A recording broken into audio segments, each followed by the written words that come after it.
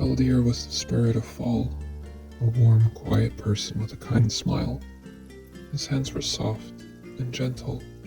He would use them to paint the leaves and build warm homes and hiding places for the animals that hibernated in the winter.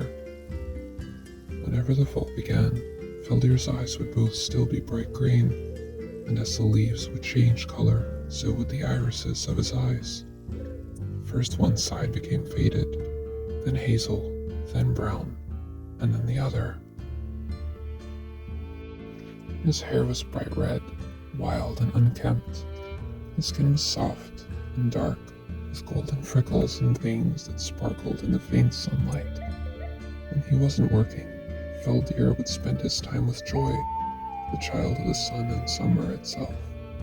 She showed him how to light fires with her body heat, and they would watch the flames together.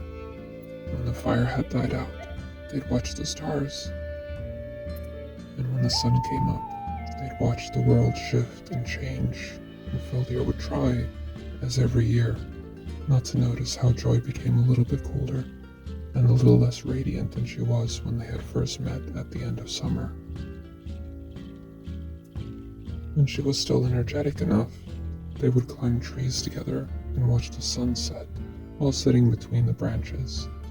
When she started to get tired, he would lend her his paintbrush and watch her change the colors of the world. And when she became too weak, he would paint the leaves and the flowers for her and hold her until she faded away completely. They would meet again the next year, as they always did, but he'd still cry, and as his tears fell, so would the leaves of the trees. He would say his goodbyes to the birds, flying away for the winter, and for a short while, he'd wander around alone in the woods. Everyone would be busy or dead or gone away, and it would be just Feldir and the fallen leaves, and the bare trees, and the cold wind howling. And the world wouldn't be as vibrant anymore, and the last of the summer's warmth will have faded away. But before long, another person would make her appearance. A young child with hair as white as snow and skin as pale as death.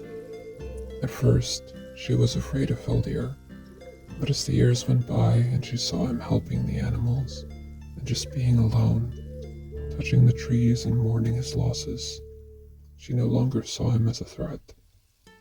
And he would hide as she tried to find him, and he would hold her hand while she slept and keep her safe, like an older brother, until her father arrived as well.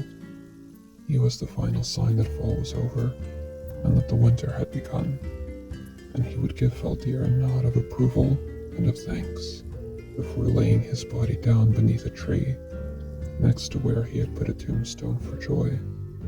And the first thing he would see every end of summer was the light peeking through between the leaves of the tree, and the first thing he would hear was the world echoing the sound of Joy's laughter, and he would follow the butterflies to find her, again, for the millionth time, to be together just for a short while.